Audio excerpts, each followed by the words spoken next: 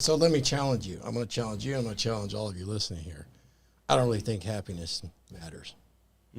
Well, that's not true. a relationship. So what is your foundations laid out?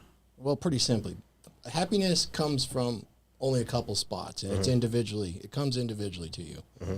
Number one, you can be happy, and let's just take it out of the context of a relationship right now and to the individual. This is a man and a woman. Happiness comes to you in only two ways. One is you have something that comes into you, and this is external validation. It's like a little battery you're going to plug in. I'm happy now. I got this emotion for a little while. Something you receive. Lasts a few hours. I maybe get a good feeling from it. I'm receiving it. This is external validation. This is why you go on the phone and you're hitting all the IG gals. You're getting a little external validation come in. Imagine there's a battery that comes in. The other way that you get happiness is you self-validate.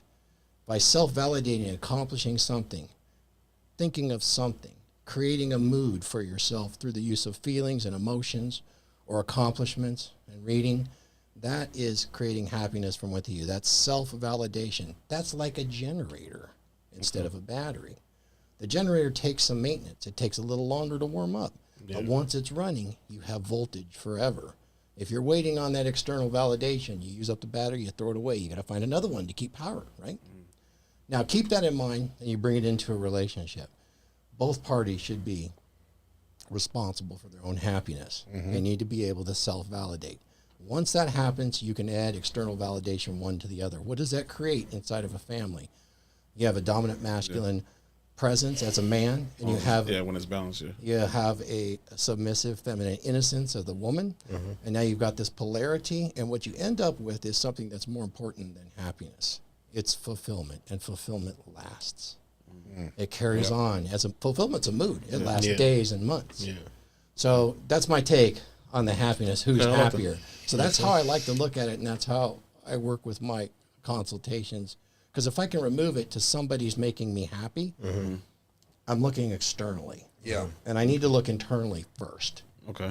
And that solves a lot of problems, believe it or not. But it's like that generator. It's going to take some maintenance. And once you get there, though, it's well worth it. Okay.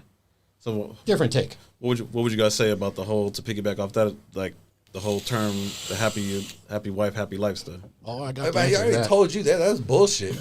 That's suicide. Hey, if you're a dude and you're doing the happy wife, happy life thing, get ready for a divorce. So I got the answer to this one, guys. Okay. Sometimes it's nice to be over 60 years old because you remember where it came from. This is in the 70s. That's where it came from at the end of the 70s. Prior to that, I'm a former Christian. I'll have you know I'm no longer a Christian, but I was raised a Christian, so I know this. Happy wife. I'm praying for him. The pagan, the Christian, right? I just did a episode with Rollo on religion, so.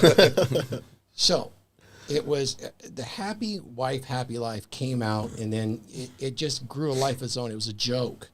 But it came from what was being taught in the churches at the time, which was select a good wife, have a great life. That's a big difference. Because it comes from the scriptures, right? But a man that finds a good wife finds a good thing. It does. That's where it came from. Yeah. But it doesn't really fit the gynocentric social order and where we're headed with, women first. And who pays the majority of the tithes today in the church? Women. Yes.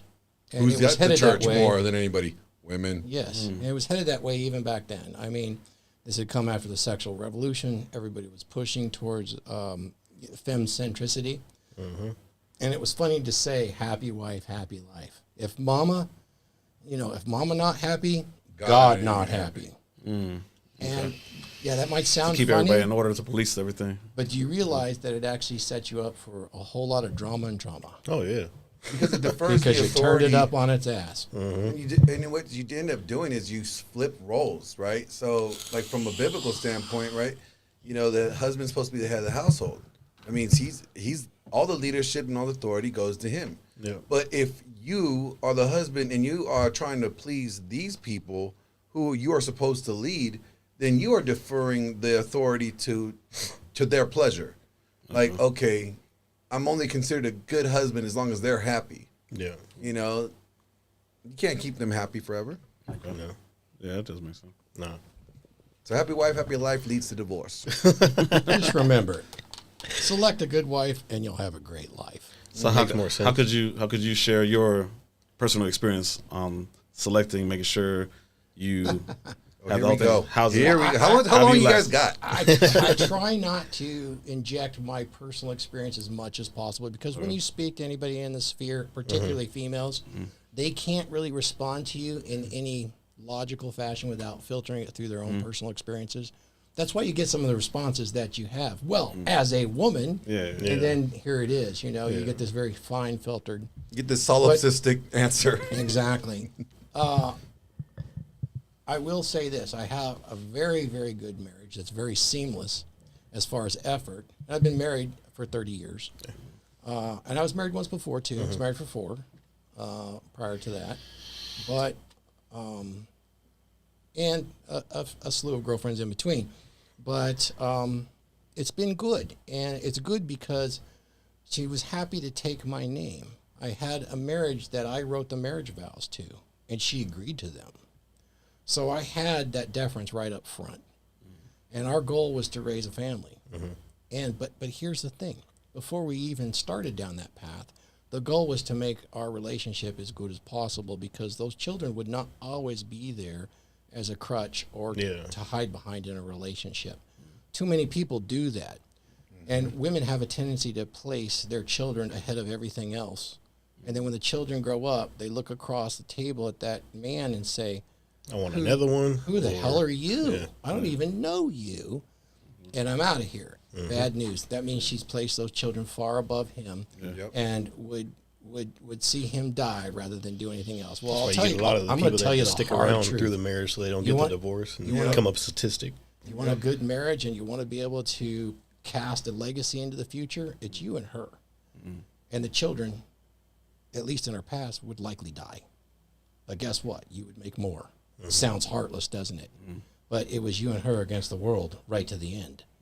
And that's where the intent of, lifetime monogamy came out. I personally don't believe that that's how we're built, but it does have a success rate that's pretty good for civilization. It keeps the incel population down.